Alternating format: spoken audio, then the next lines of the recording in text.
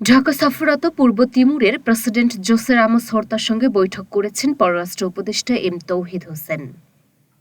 রোববার সকালে রাজধানীর একটি হোটেলে এই বৈঠক হয়। পররাষ্ট্র মন্ত্রণালয় এই তথ্য জানিয়েছে। মন্ত্রণালয় জানিয়েছে, বৈঠকে দ্বিপক্ষীয় বিভিন্ন ইস্যুতে আলোচনা হয়েছে।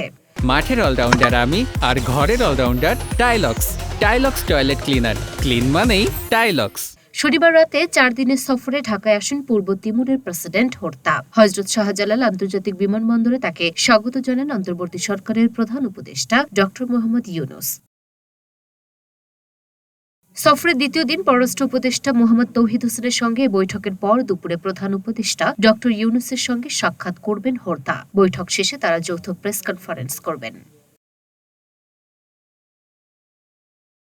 নুরা আফরোজ নিপা, ঢাকা পোস্ট।